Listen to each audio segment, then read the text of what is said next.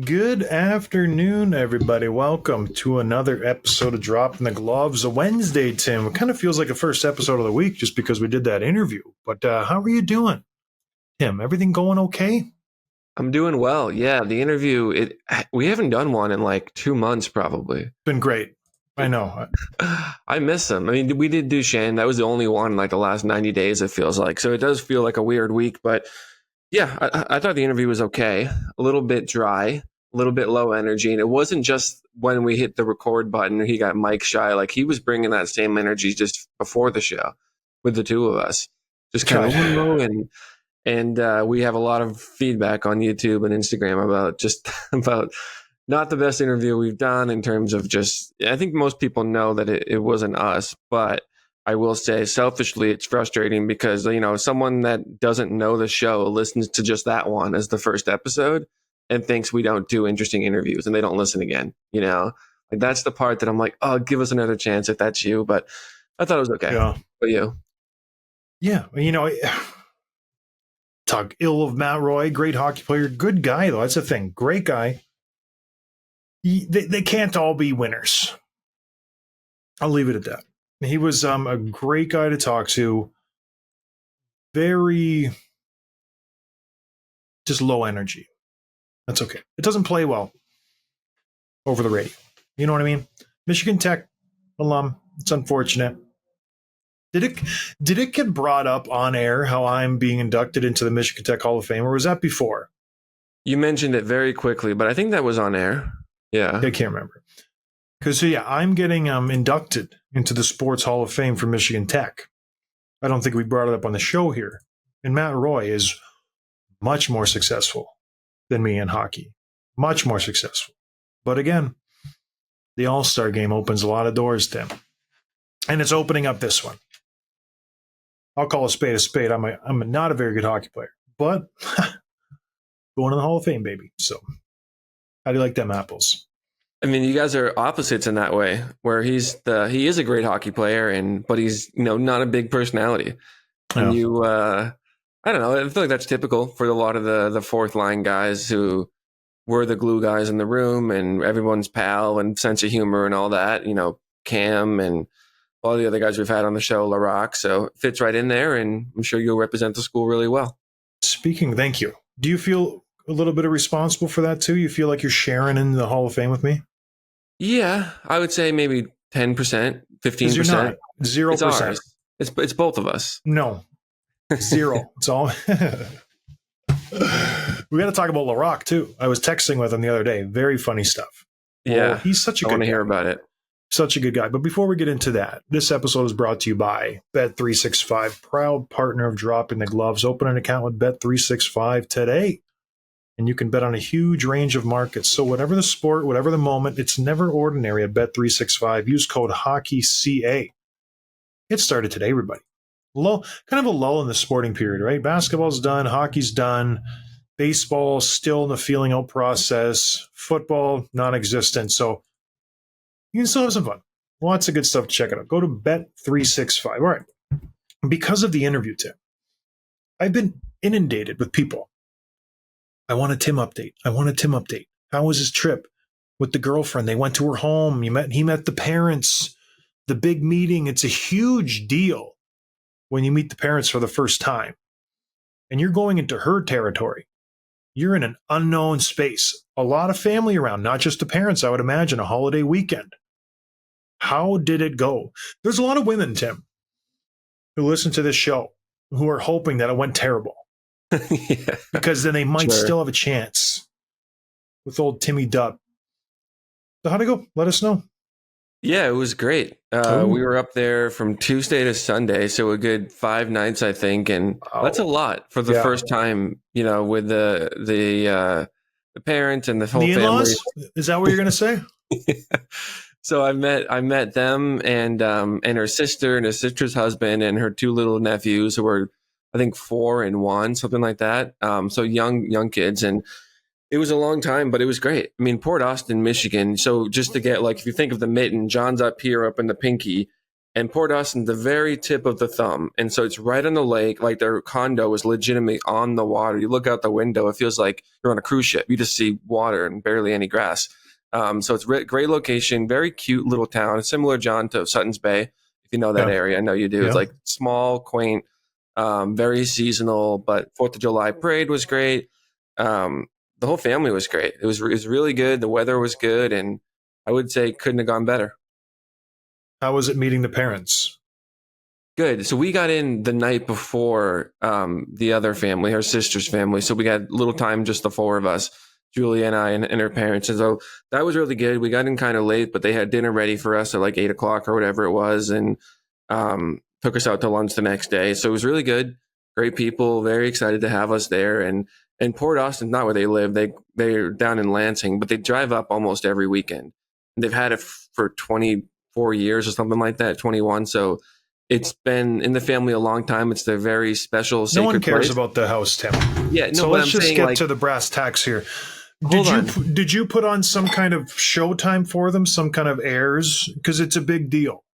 They're eyeing you up. Is this going to be my son-in-law? I was myself. Did you bring a present? No, we helped out with like wine and groceries and stuff throughout the week, and I bought dinner one night, but no. But it was great. Yeah, it was really good. I don't think I had to put on a show or put on airs. I was just myself. I only have one version of me, so. But is it good enough? That's the question. I hope so. They seem to like me. I got good feedback. The traveling went well. Everything. No issues. Everything very smooth. Yeah, very smooth. I know this isn't the most exciting recap. I got so many. I posted a picture of Julie and I on Instagram. Because the first thing people always want to know when you talk about someone is what do they look like? So go look on my page there if you haven't seen it. But all the comments are more from listeners than actual family and friends. Yeah. I'm like, maybe I don't have as many family and friends as I thought. It's just people that follow the podcast. But yeah, it was very exciting, very good. Went very well. How old is her brother or her sister? Like 4 years older, so 35, 34, something like that. Is Julie feeling the itch to get married and have kids because her sister has got 2 kids? We can get her on the show. You can ask that yourself. I would love to have her on the show. Are you serious? Someone actually, Andrew, one of our big fans, made a graphic of her being the next interview guest, which he sent to me. So no, she won't want to come on the show, but I would like you to meet her, John. Well, okay. We'll set up. Best man. That's what I'm saying. It would be very exciting to meet her at the engagement party or something like that. We're hoping to come up to Traverse some point this year too, if it works out. Right. A lot of traveling now. We're going to Myrtle this weekend. And yeah, it was good. That was nice. I'm glad you had a good trip. Very good. Glad you made it back safe and you're still going strong. Yes. Yep. All good. It's nice to see. You got a twinkle in your eye. It's nice. What's the next big thing? What's the big milestone with you two? Because you've been going strong now for a while. Well, we're going again to her family has another vacation timeshare in Key West. Holy moly! That they've also had for 20 years. So we're going to that in October. So that's another just big thing. Loaded? Must be. That's the silence. Everybody speaks volumes. Tim's got himself a trust fund baby. That's nice. No. They've had this for 20 years and it's very important to them. It doesn't matter how long they've had it. It doesn't change the fact that they have like 2 vacation homes and a house in Lansing. Well, okay. One's just a timeshare, but yeah, it's a good family. Yeah, okay. Whose boat were you on in that picture? Hers. Yeah, her family. Boat. They got a boat. Yep. Interesting. Boats aren't cheap. All right, you know what else isn't cheap? Getting an NHL alumni to come and teach you how to fight. Matt Rempe has enlisted George Laraque to help him with his fighting skills. He released a tweet, an X post this week, him and George engaging in some teaching. I immediately reached out to George Laraque. And I said, what on earth are you doing teaching Matt Rempe how to fight? That should be me. You know nothing about fighting tall guys. Legit, that's what I said. And he just laughed. He said, did you not see my fight versus Derek Bugart? I said, you know how to beat up tall guys. You don't know how to teach tall guys how to fight. And we went back and forth.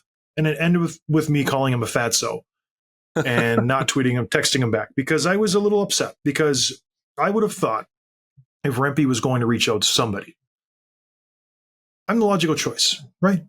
Same height, same fighting style.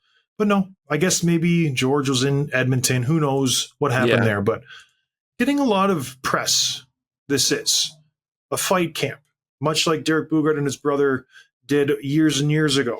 They would put on these fighting clinics for kids. Took a lot of heat for it.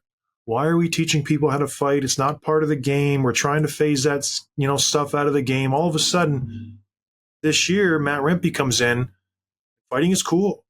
The most popular thing that happened in the NHL that season. Like, it was a huge deal. He was all over everywhere. You're a pacifist, Tim. You don't like to engage in physical fisticuffs. You like to talk it out. What did you think of this fighting camp and this tweet from Matt Rempe? Well, first, I would like to just congratulate you on owning up to the fact that you're jealous and a little not happy about it. And I'm glad that you're owning up to that, because you could try to play it cool and say, I didn't want to do it anyway, but I know you wanted to train him.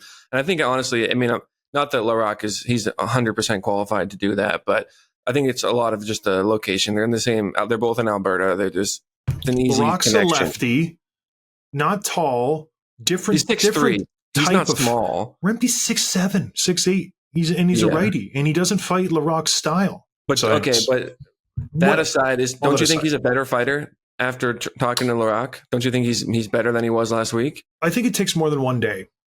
I've done this, and don't give me that smirk. Like, it does. You can't just all of a sudden go in and talk to somebody and wrestle with them on the ice, and then you immediately use it on the ice when you're fighting somebody. You always revert back to your learned experience and your go-to moves and your fight or flight instincts. You have to do it over a sustained period of time. So maybe he takes what Laraque says and he implements it into his training, and he does it over and over and gets those repetitions, and then it becomes natural. We'll see. But just based on one meeting, it seems just like a cash grab. You know what I mean? The kids are around. Let's teach these kids how to fight. Use the fame. Just ride the wave, so to speak, because people want to watch him fight, and people think he's the greatest fighter ever. Talking about Matt Rempe, George Laraque, in my eyes, is top 10 fighters of all time. So he needs to stop leading with his face in a fight. He needs to work on his grab arm. He needs to be more selective with his punches. He needs to be more patient in a clinch and not be so worried about, stretching out and punching guys out. He just has a lot to learn. I don't think George Laraque has the skill set to teach him that. What is he going to say, George Laraque? Use your freakish strength to throw them around and then throw a huge left and you both fall down. No, that's not what Rempe does. And now I'm just being petty. I'm just being petty now. How long would you like with him, realistically? Because you obviously can't commit a whole month or whatever. Would a couple of days be enough? Or when I was in the league, I went to Boston and trained with Doug Smith for a week and a half. And that was perfect. We were on the ice every single day. And then we would do some plyometrics and actual hockey stuff. But then when that was done, Doug, myself, Steve McIntyre, and a few other guys would fight for an hour and a half to 2 hours every day for a week and a half straight. And by the end of that, you started to get these tendencies in place and you started to feel comfortable. Because you can't just, we did it one day, I'm going to use it for the rest of my life. You know that, Tim. You can't do that. It has to become a routine. It has to become second nature. Like, it has to become second nature. When a guy's throwing a punch, I don't flinch, because that was the thing we worked on. If a guy's throwing a punch, you look through it and you throw at the same time. That was the huge part of that camp. Don't be afraid to take one on the beak and then start throwing. And it worked. I did it versus Fraser McLaren. He came right down the pipe and I fired right back and I took control of that fight. One of them, I fought him a bunch of times, but yeah. So I just think a week and a half of just continuous training, that's what you need to do. But I doubt they're going to do a week and a half. That's a hard thing for someone to commit to.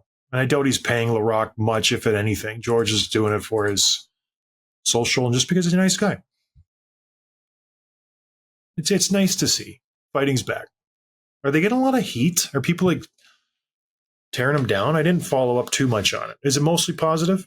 Oh, it's positive, but it's all over the internet, like Bleacher Report and New York Post and other places. The usual sources are talking about it, and you did get a few comments being like, hey, did you turn the job down, or why weren't you asked? And I think the day will come where you have at least a conversation with Rempe, a more serious one than you had with him last year, just to talk about this stuff, because you are the perfect person for it, but doesn't sound like it's going to happen this summer. I'll square up with him, beat his doors off. Think you could right now? Yeah, I think I could. Well, no. I would need a 2-month training period just to get my shoulders back in shape. 2 months. 2 months?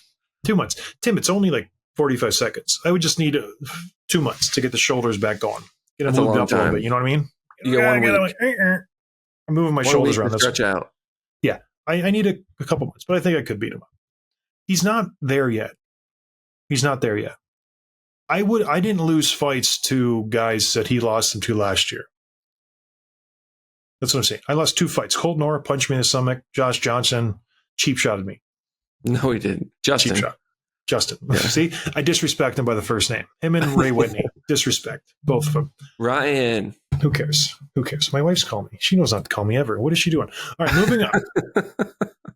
We had some action this week, and it's very rare where you see a team move on from a first-round pick, let alone a first-round pick who hasn't even touched the NHL ice, let alone a first-round pick who was 9th overall, I believe, Tim, who is killing it in the WHL, who is prime based on all the scouts, all the people who rank these kids. He is ready to take the next step. It's very rare a team moves on from an asset like that. Oh, hold my beer, said the Buffalo Sabres. We're moving on. They made a big trade over the weekend with the Edmonton Oilers. And Tim, who is moving places? Matthew Savoie was a prospect. You would think Buffalo's getting a huge piece back for this huge prospect, right? No, it was McLeod and a minor leaguer named Tyler Tullio. And so, yeah, people were shocked at this. And people were saying, it's crazy that, was it Jackson even asked for Savoie, let alone get him for not a whole lot. He's a really talented young kid, 20 years old. He's going to be competing for an NHL roster spot with the Oilers this year. You mentioned how good he's doing in the WHL. He had 71 points in 34 games last year for 2 different teams. He played 6 AHL games, had 5 points there, and he actually played 1 game for the Sabres in the NHL. So he's NHL ready. I think the knock on him, and maybe the question mark, and maybe why this was someone that they were willing to part with, was, yes, the talent there is offensively. Is he doing the other things he needs to do in order to be an NHL player?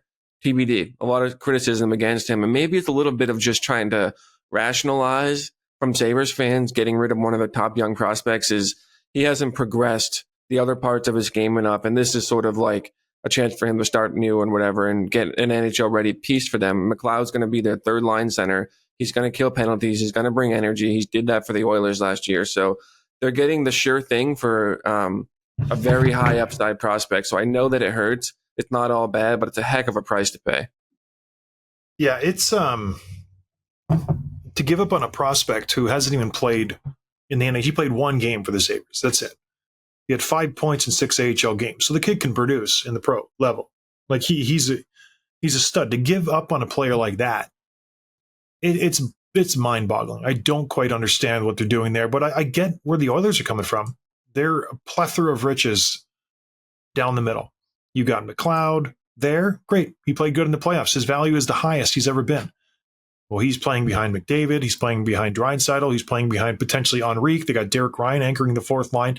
They have a lot of good center prospects. And McLeod right now, I think he makes 2.1. He's going to be looking for a big deal next year based on that playoff performance. He's a young kid. He's going to want more money. Edmonton Oilers obviously cash strapped. Let's try to find a suitor for him. And hook, line, and sinker, they bagged one. Buffalo Sabres. This is a terrible trade for the Sabres. I'm sorry. It really is. Ryan McLeod will still be a third-line center. He will not, play anywhere else but that. You have Tage Thompson and Dylan Cousins in Buffalo, first and second center. They're locked in for the next 6 years. That will not change.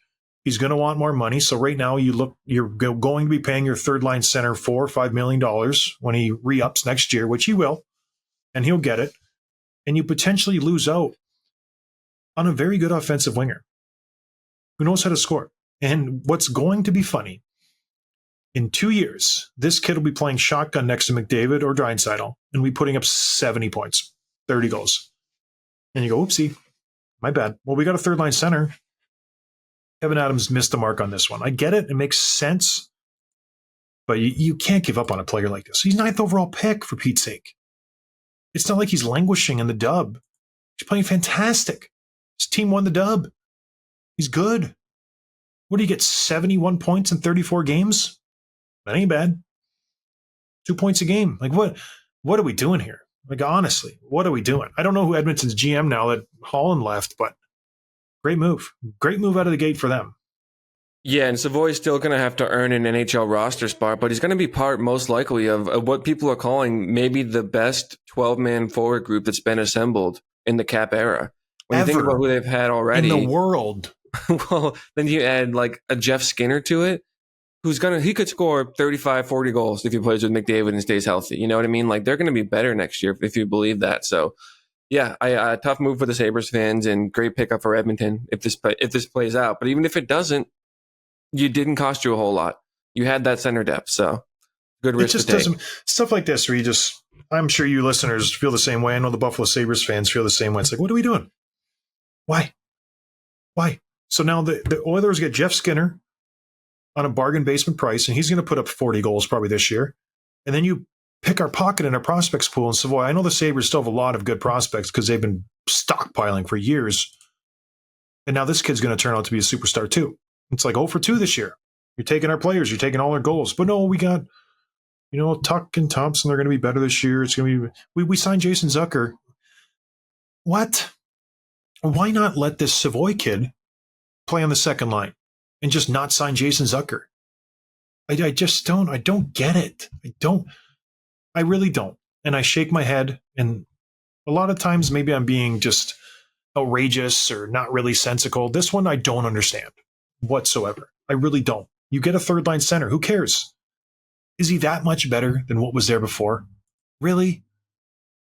They couldn't Sam Lafferty play third line center. You just picked him up. Is there nothing else there? But anyways, Buffalo Sabres consistently just letting their fans down. Consistently. Every single year. Maybe address the goaltender situation. Maybe. Who's their goaltender this year? I don't know. Finnish kid, yeah. Yeah, Pekka Ukalainen? Luka Kenin?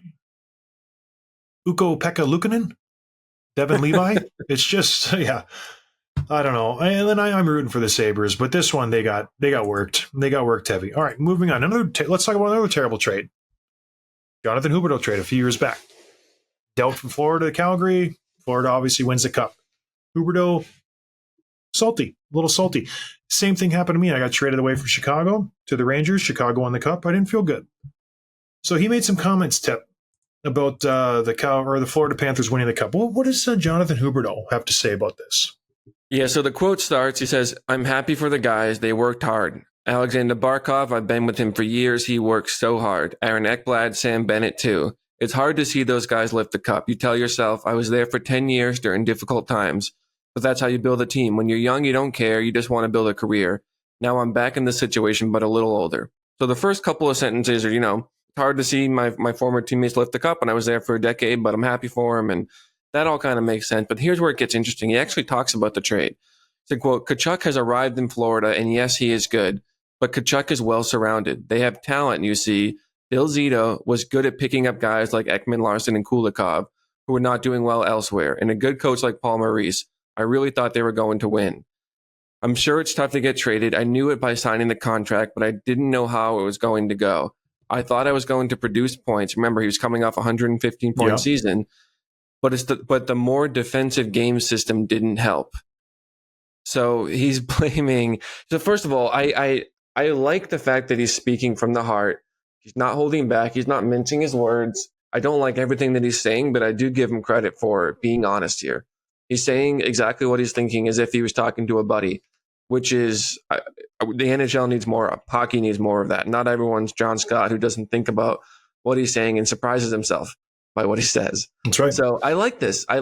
Obviously, he sounds a little bit like a whiner by saying, I wanted to put up points. I played in the wrong system. We know what happened with him and the coach and the roster moves they made. But yeah, what was your thoughts on this one?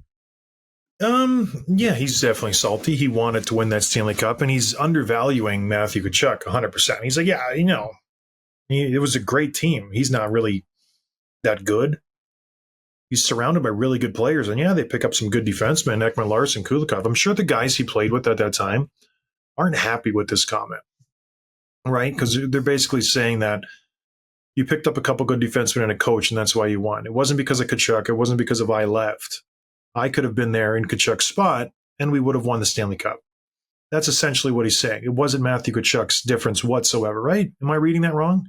No, and it's just such a good example. And I hate to tie things back to Toronto, but it's hard not to. Like, this was, it hurts you. You got rid of one of your best players, but it was not working with that group. Yep. And you changed it up and bring in some fresh players. And then all of a sudden things come together. You win a cup. You go to the cup 2 years in a row. Like, this is where it doesn't, like, Marner's an incredible player. Tavares, Matthews, whatever. Something's not working about that group. So you've got to change it up. And even the diehards like Steve Dangle are saying that now too. So yeah, this was hard. It sucks to be the guy that is the odd man out, but he's making 10 and a half a year. Yeah. I don't feel sorry for him. The introspection and the self-awareness is not there, because I'm sure if you had the same conversation with Bill Zito and you said, what was the catalyst for this win? You're the President's Trophy team, champion team 2 years ago, made a great run in the Stanley Cup Finals last year, and then this year won the Stanley Cup. What happened? Why all of a sudden the big difference? He would go Matthew Tkachuk. Change the culture of the team, right? We went from a high-flying scoring team to a more playoff-ready, playoff-tested, grizzled veteran team. 100%. And Jonathan Huberdeau says the complete opposite. It wasn't Tkachuk. They had a great team. He was surrounded so hard. They had Barkov and Ekblad and Bennett and all these other great guys, and they added OEL and Kulikov and a coach. It wasn't Tkachuk. Like, hello, McFly, it was you. You were the reason why you guys didn't win, a huge part of it. So Tkachuk came in and he changed the total 180 of this team.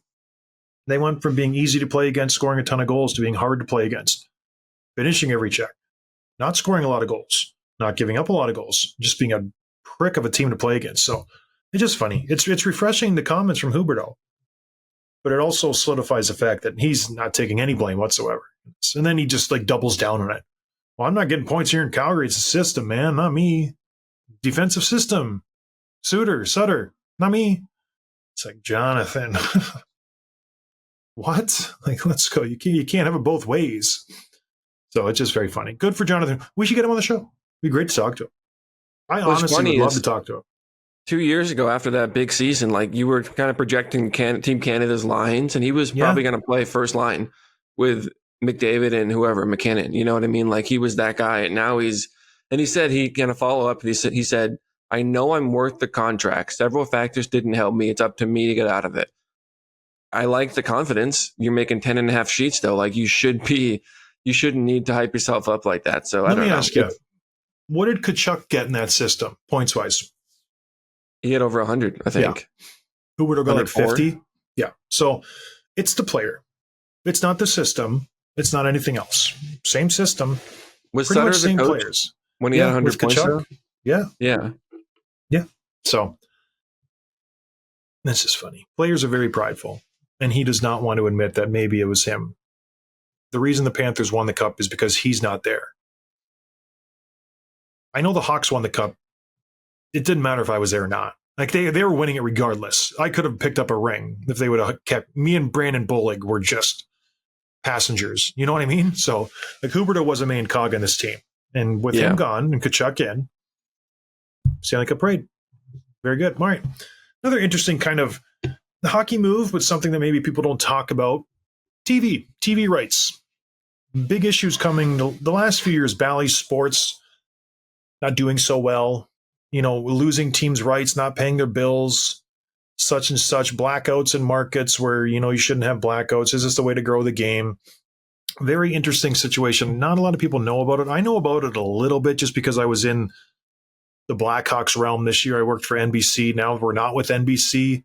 They're going to a system, like a streamer service type system.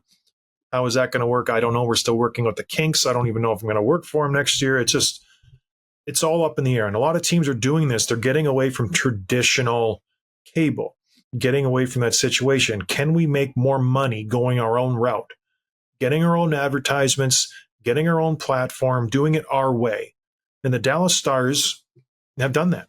They've launched a new free in-market streaming service for fans called Victory Plus. They've just signed a 7-year deal with the parent media company. And again, if you live in Dallas and the surrounding area, which is a big area, all the surrounding states, it sounds like Louisville and all those areas around Dallas and the Texas area, you're able now to watch every single game for free, which is unheard of. Usually you have blackouts in market, which is kind of counterproductive to growing the game in that area, but that's what they've done. And the Dallas Stars says, enough of that. We will launch a new program with this parent media company. We will get money in different avenues, whether it's sponsorships, whether it's teaming up with other markets or other companies to be the parent sponsor of this. We do it with our podcast. There's different ways to go about getting money and generating money, and the Dallas Stars are doing this thing, and it's great for the fans. It's fantastic.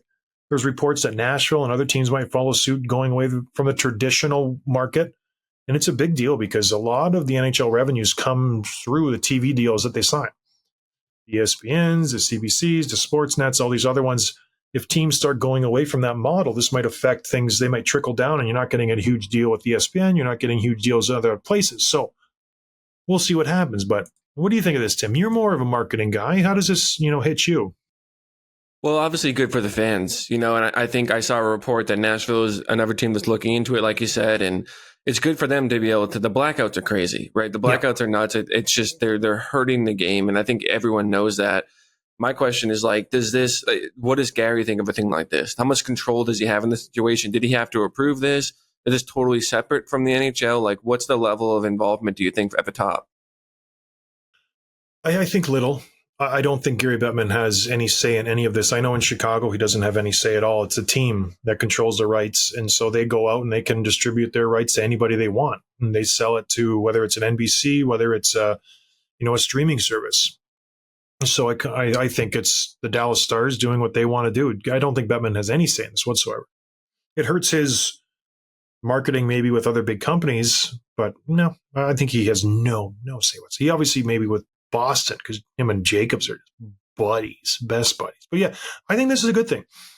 I think more avenues for the NHL to be exposed to, the more money that will come into the system. So now you have two, separate entities competing for the Dallas Stars, much like I keep going back to Chicago because that's what I know. NBC was giving offers to the Blackhawks. This other streaming service was giving offers to the Blackhawks. You had another service that wanted the Blackhawks. You're bidding now for the Chicago Blackhawks. That money will eventually work its way down to the team. So it's good to get more money into the system, get hockey a higher profile. So I think it's great. And then the fans in Dallas get to watch the games for free. I think it's such a great idea. It really is, because it's frustrating even for me and you.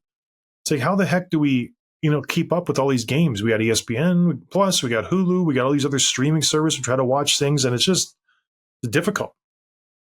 I pay for ESPN Plus to watch the games, but I don't pay for cable. And the only reason I have cable is because it comes free with my building as part of the utilities. But if I didn't, I couldn't watch any of the Canes games because they're always blocked out in my area on ESPN Plus. You can only do cable. So I think all fans have a story like that, which is frustrating. So yeah, I hope this is more teams take suit and it doesn't impact the NHL's revenue too much.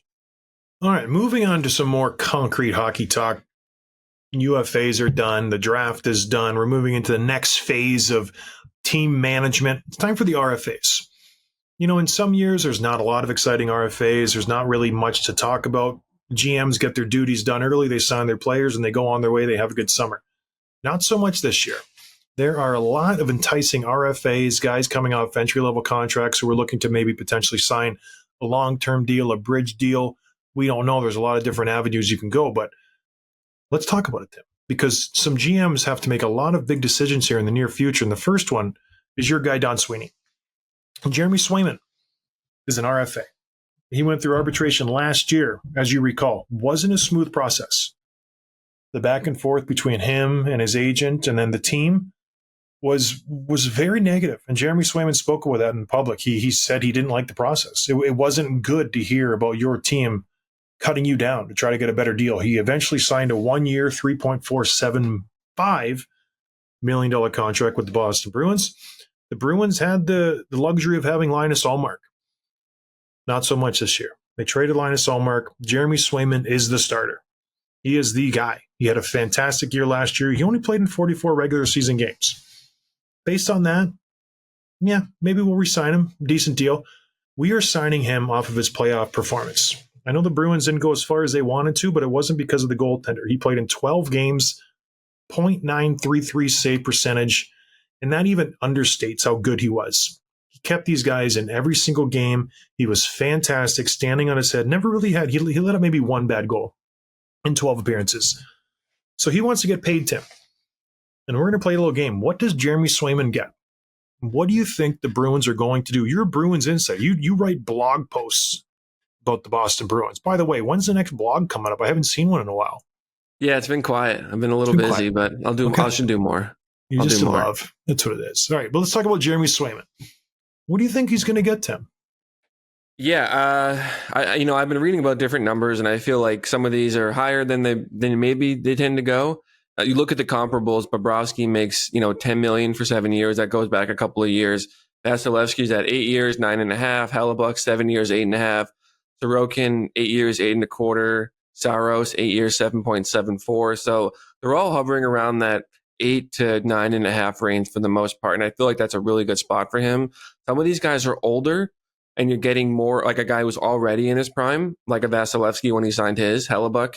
Some of these guys are younger and less proven. I think Swayman's in the second department where he's proven that he can play in a full season. He's proven that he's elite in the playoffs, but he's still young and he still hasn't, played a lion's share in a full season. So I land somewhere about 7 years, 9 to 9.5 million per, I think is going to be his number. Now, do you think the term plays a part in this? Does he sign long-term, short-term? That obviously plays a factor in the money. If it's a shorter term, it's obviously lesser money. If it's a longer term, it's longer money. Where do you think the Bruins want to go? Do they want to lock him up to 8 years? Just get him inked because he is a young goalie. Yeah, this is where we kind of get into the stuff that I don't know like you do when you think about like the RFA, UFA type of thing, because the timing is everything. It's not just about like getting the most you can. You want to be a free agent at the right time. That's one of the things that players and their agents plan out very well. It's like, where can we set ourselves up not only for right now, but for the next contract? Jeremey Swayman is 25 years old, so he's going to be a UFA regardless, unless he signs a 1-year deal, which I don't think he will, and I hope he doesn't. But Allmark being gone, I think gives him even more bargaining power, where before it was like, hey, we still have a backup plan. This is our guy right now. So I think he goes long term. I think he wants to be here. He went to school in New England as well at Maine. I think this is a big part of why he's chosen to be here so far, why last year he stayed even through a tough arbitration process. I think this gets locked up for the next couple of weeks, and I think it's around what I said, 7 at 9 million per. 7 to 9 million. 7 years at 9 million. That's a lot of money. Yeah, I think you're right in the ballpark. I think he goes 8 years. I think he maxes out the contract length, especially if he's going for that much money, tack on another year. And I think 8 years, $8 to $9 million is right where he's going to land. I think he's going to get more than UC Saros. Saros gave the team a team-friendly deal. I don't think Swayman will do that. I think they disrespected him last year. He probably wasn't a fan of that, so he's going to milk every cent he can out of the Boston Bruins. And that's what happens when you kind of play around with that arbitration and going that route. Players don't like it. They don't like to be disrespected. They have a very long memory, and Jeremey Swayman is a pretty, and this isn't a knock on him. We had him on the show. He's a sensitive cat. Like he really does care about what people think about him. He wants to be well respected and well liked, and he doesn't forget what happened last year with Don Sweeney and the Boston Bruins and that whole arbitration process. That's why he doesn't want to do it again. It affected him a lot. So I think 8 years, $8 million. That's his landing spot. Right now they have 8.6 in cap space available, and this is where it kind of gets tricky because cap friendly is obviously down today, which is tough. I'm on Puckpedia, which is good. We just have to learn it. So what other moves might they have to finagle? This includes a couple of guys who probably won't be on their NHL roster when it starts, between Patrick Brown, Vinny Lettieri, Justin Braggio, Matthew Portois. Some of these guys will be down in the minors, so they have it just barely enough. So I think it gets done hopefully sooner than later. Yeah, I think in the next 2 weeks it'll be done. But yeah, I'm guessing, Tim, 8 years, $8 million. You think 8 years, $7 million? 7 years, $9 million? What's your take? Yeah, I'll say 7-9. 7 years, $9 million. All right, moving on. Martin Necas, from the Carolina Hurricanes. He's had a whirlwind the last few weeks. Just a huge carrot dangling to the NHL. This guy is going to get traded at the draft. He's going to get traded before UFA. We can't sign him. We don't know what to do.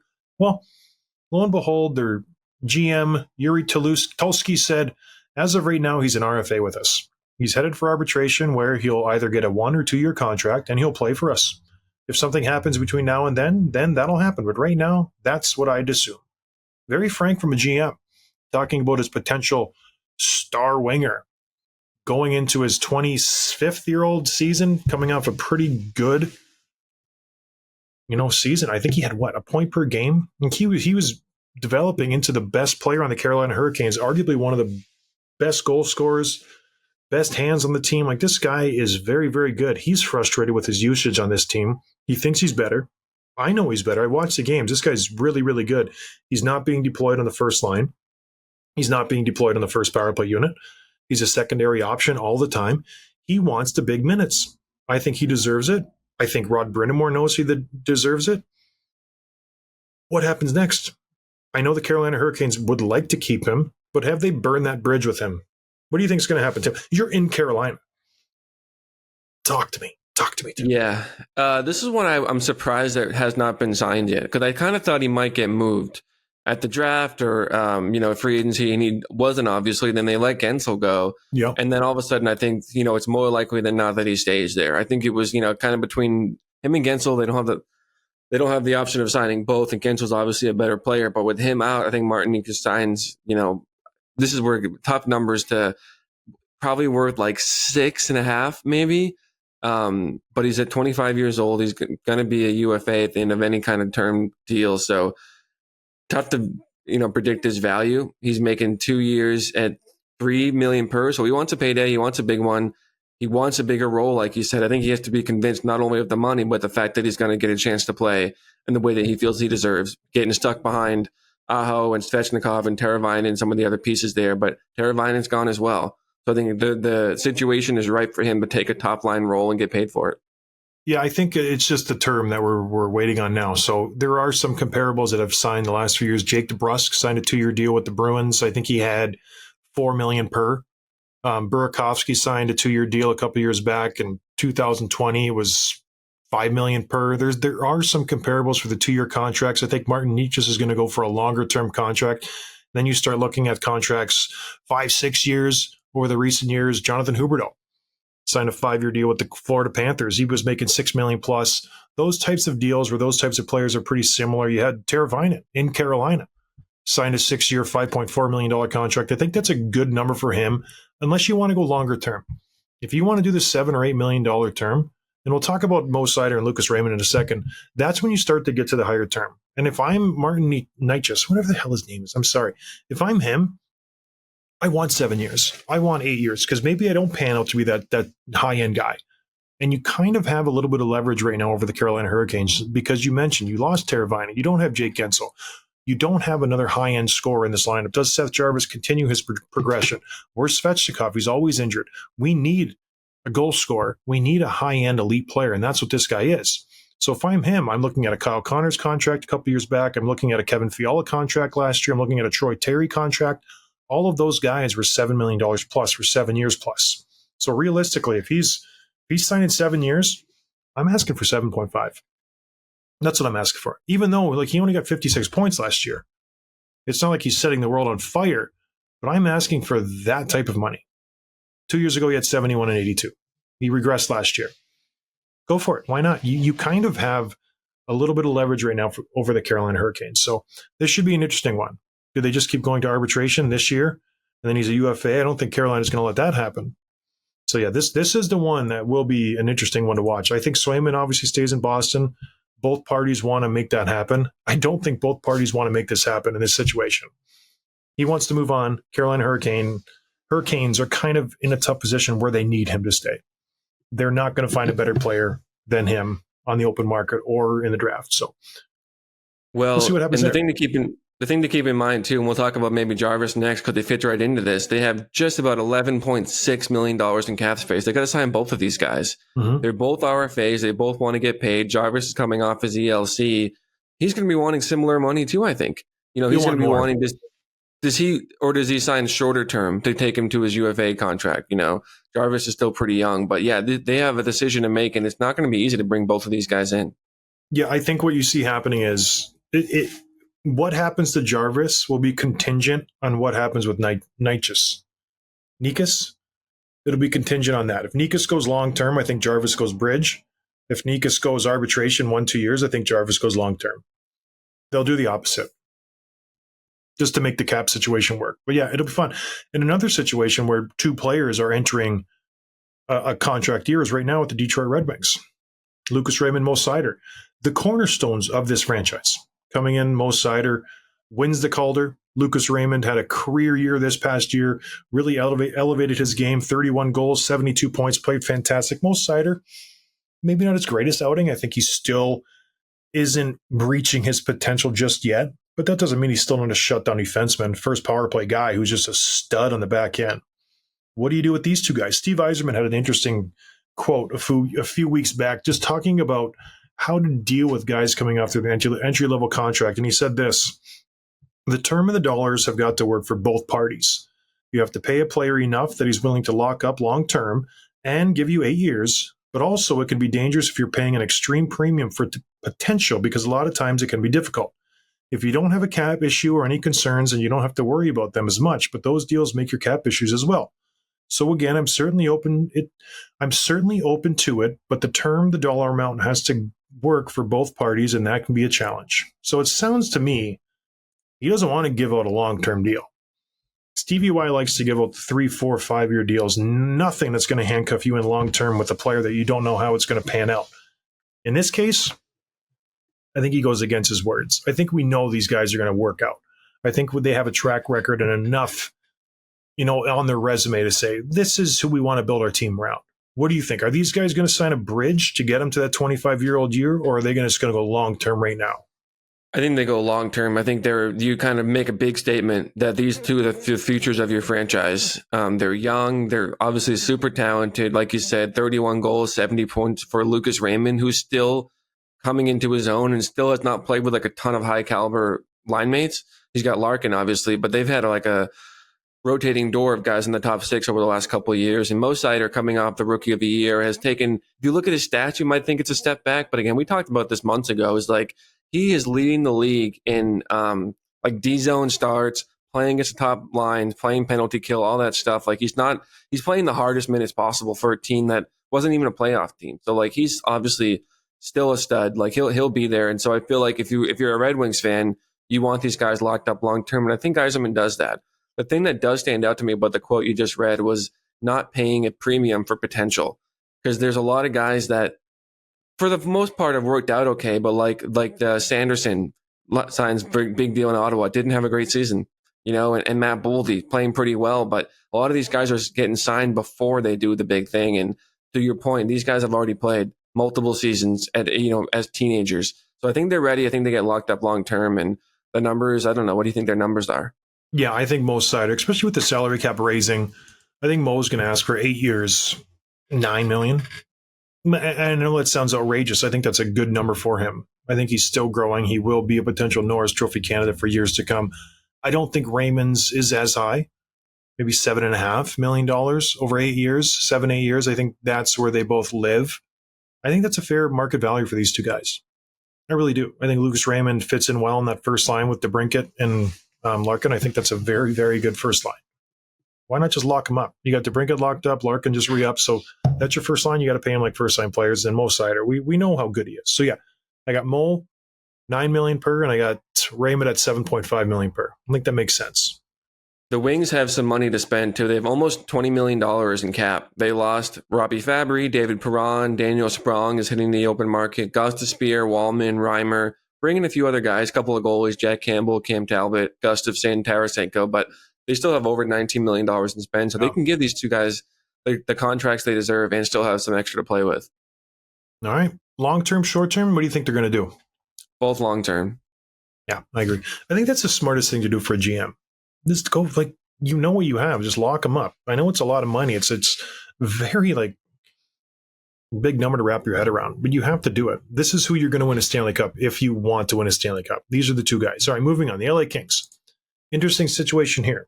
Quinton Byfield just finished up his 3rd season. High draft pick. I think, what was he, 3rd overall, Tim?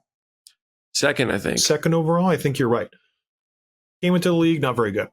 First year didn't work out so well. Second year didn't work out so well. Last year, put him on a line with Anze Kopitar and Adrian Kempe. Fantastic.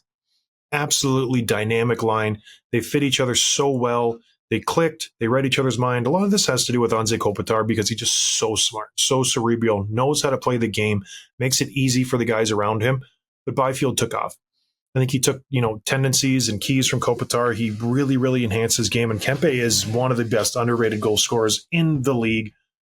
Byfield's coming into a contract year, much like Seider, much like Raymond. What a draft class. Can we just talk about that for a second? Like, very, very good draft class. He's going to want to be paid, Tim. He's going to want a long-term deal. He's going to want to be locked up. They just freed up a bunch of money by getting out from Pierre-Luc Dubois. You bring in the goalie, whatever it is. He's making a little bit of money, Talbot. So what does Byfield want? This is your cornerstone, your number 2 overall pick. You want to keep him. You're a very old team when you look at LA's roster. You got Kopitar, you got Kempe, you got Danault, you got Moore, you got Fiala, you got all these guys they're on the back 9 of their career. You have to start signing young players who make a difference. Alex Turcotte, is he going to turn out to be a good player? I don't know. I think the only good prospect that they have that has panned out that you can lock him in is Quinton Byfield. You have Brant Clark, I get that. He hasn't really shown up and shown himself to be an everyday NHL player. It's Quinton Byfield. You have to lock this guy up, and he's going to get better. That's what I think. So what do you think the rate is here for Quinton Byfield? Well, again, just looking at the team's cap situation, it does get difficult. You have about $9.1 million in cap space, and you have another young kid that you got to lock up as well, another RFA, Arthur Kaliev. He's 23, Quinton Byfield's 21. You want to bring in both of those guys, and you brought in a couple other players. Yes, you get Pierre-Luc Dubois off the books, but you also traded for Tanner Jeannot. You traded for Warren Foegele. Those two guys are combined to make over $6 million, not to mention the goal you brought in too. So there's not quite the cap relief that you think of when just the one move with PLD. So go back to your question. I think you probably want to see Byfield sign long-term, but if you're him, wouldn't you consider like a 4-year deal where he can, still be, try to get to an RFA at the end of it or whatever that number has to be? Well, Rob Blake won't do that. Like, GMs aren't going to be stupid. It's either a bridge deal to get us to your 25-year-old year so we still have control over you, or we're signing a long-term 7-8-year deal to maximize your output. We're going to take you to 31. So I think those are the two options. You sign a 3-year deal or you sign a 7 or 8-year deal. That's it. There's no 4-year deal. I don't think Rob Blake's dumb enough to do that. Yeah, we're gonna sign a 4-year deal. So you're going to be a UFA at 26, right when you're in your prime. No, I don't think so. That very rarely happens. That's very player-controlled systems, and I don't think Blake's going to do that. I think it's going to be a long-term deal or a 3-year deal. I don't know. It wouldn't surprise me if Rob Blake plays a little bit of hardball. He did get burned on the PLD contract. He weaseled his way out of it a little bit. If he just signs a 3-year deal, $4 or $5 million. I think that makes sense for both team and player, and just kick it down the road a little bit, see where we're at. We will have a lot more money if I'm the LA Kings coming up. You're losing Drew Doughty, you're losing Kopitar, you're losing all those other old guys I just mentioned, the Moores, the Fialas, these types of players. You will have a lot of money to spend. And then we can revisit this to see if he is the guy that we can build our team around, or was last year an aberration and your points were just buttressed it up by playing with Kopitar and Kempe. That to me is not a bad idea, because we know Seider's fantastic. We know Raymond's a stud. Byfield's really that good? I think he is. I think he's worth it. But, kick the can, maybe never a bad decision. Yeah, that's not a bad option. I think you're probably right. All right, let's get to some quick hits, Tim, and get out of here. Quick hits here. I mentioned already, Cap Friendly is officially gone. Puckpedia is great, but we'll see if any other websites kind of come up out of to take that spot that they leave behind. I was actually watching. Sorry to cut you off. I was watching an interview with the Hurricanes GM, and they were in the bidding to buy Cap Friendly. They wanted it because they like the analytics of like this and that, and what they did, they just obviously didn't buy them. The Washington Capitals outbid them. Now they have just got their own tech team, and they developed their own website with whatever metrics they use, and now they've gone that route. So every GM, every team used Cap Friendly. It's pretty amazing that the Capitals just bought it and then shut it down. Like it's a baller move.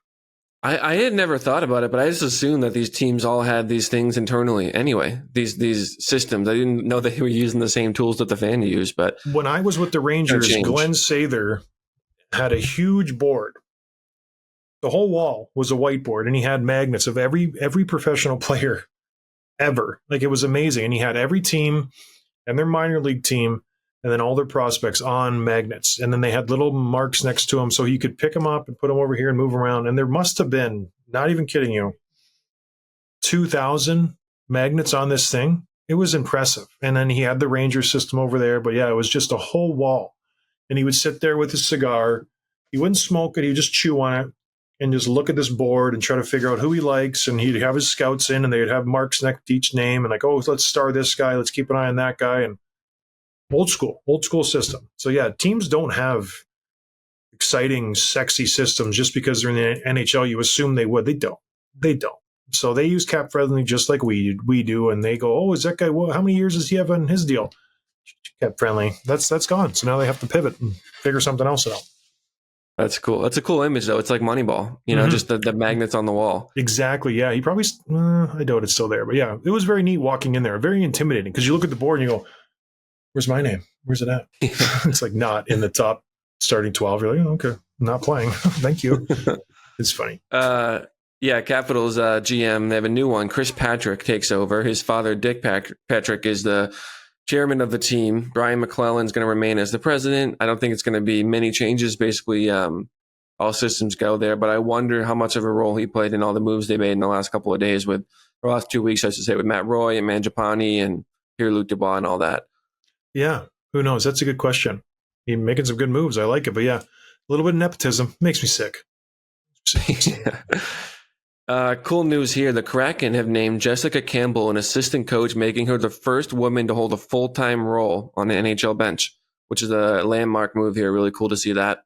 Is it? And I think it's great. The dynamic, I'm interested to see how it works. Is she in the locker room, the access? Is there like, okay, the assistant coach is coming in, let's cover up. There's just that sort of aspect where how are they going to work that? I think it's a great thing. Like, it's good for her. It's breaking barriers. That's fantastic. I have a bunch of daughters, so I love it. But it's just, how do we work that? It's always the first ones that you work out the little kinks like that. But yeah, it's a good thing for them and for them, for future, Tim, for the team. She's good at what she does. For them, women. You're calling them meaning the team. Don't make this a thing. Okay. Too late. A couple of signings here we'll wrap up with. David Perron signed 2 years with Ottawa. He sent out a tweet that I thought was interesting. He said, quote, I am very excited to join the Ottawa Senators and go to work to create a winning environment and a culture that sustains success every year. Does that kind of jump out at you a little bit, or is that just a regular tweet? I think he's trying to be that leader. He's coming in. He's a veteran guy. Like, I'm the guy. I'm gonna, showing you my leadership chops. But yeah, I'm sure Tkachuk was like, kick rocks, bud. Like, we're fine. I don't need you. Like, we have Claude Giroux, we have Brady Tkachuk. We're the leaders on this team. It does probably ruffle some feathers. The Senators are going to be bad this year. Sorry, I really, honestly, earnestly believe that. I don't think this is the group. And I love Brady Tkachuk. I love Stützle. I love Pinto. I think they're great. Batherson. I just don't. Are you still drinking the Kool-Aid on this team? No. And I think it'll be interesting to think about the Red Wings, the Sabres, and the Senators.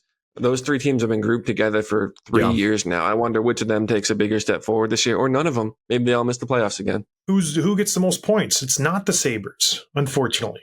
Is it the Red Wings or the Senators? You think so? I think it's the Wings. Do you think the Wings got better this year? Yeah, I don't know. I think it's Ottawa. You think they have the most of those three, really? And that's not saying they're going to be bad. Yeah, if that means the other two are going to be very bad. That's what I'm saying. Yeah. So, all right, let's talk about Detroit because they made a big signing. Yeah, Terasenko. And I don't know. I think this team is going to be better. They were the closest last year for a playoff spot. They were in the hunt till the very end. So I think they could be a wild card team next year. Here's my issue. Washington. Terasenko and Kane, can they sustain and have a good 82-game season? That's the question mark. We saw what Kane did when he came in after his injury last year. He played fantastic down the stretch. He was great, dynamic, carried this team for a long stretch. He's a year older now. Terasenko, didn't really have a great year with Florida when he got dealt there from Ottawa. Played some, good minutes in the playoffs. He wasn't a huge offensive threat. You're giving him 4.5. I mean, that's a lot of money. So it's him, Comfer, and Kane on the second line. Is that enough? Right? Because you have a great first line. Nobody's doubting that. DeBrincat, Larkin, Raymond. Great. Terasenko, Comfer, Kane. Is that a good second line? To me, no. That's just where I stand. And when I look at the Ottawa Senators just going back and forth and playing devil's advocate, Norris, Pinto, Batherson, a little bit more upside there for me. David Perron can bump up, some flexibility there. Both not great options, but I think Ottawa a little bit better. And then their back end, I like Sanderson, I like Artem Zub, I like Thomas Shabbat-Shalom. I like those three guys. Yeah, but despite all that, the Wings had a better season last year by a good chunk. Yeah. So that's why you play the game. Look, can we just agree upon all three of them will not make the playoffs? No, I think the Wings grab a wild card spot. What's the matter with you? Let's talk about it when we get closer to making our predictions later this summer. Let's lock them in right now. Let's do our prediction. Prediction show starting now. The new hour starting right now. Oh my gosh. Has it been an hour? Has it been that long? Yeah, we should wrap up. All right, everybody. Well, thank you for listening. We appreciate the support. I'm sorry if it got a little long. Tim likes talking about his girlfriend. You know how it goes. But we will talk to everybody on Friday. We're still doing 3 a week. I enjoy doing this, so you can't get me away from it. But thanks for listening, everybody. I'll talk to you later. Cheers. Thanks for listening to Dropping the Gloves with John Scott, a member of the Nation Network of Podcasts. Subscribe wherever you get your podcasts from to never miss an episode.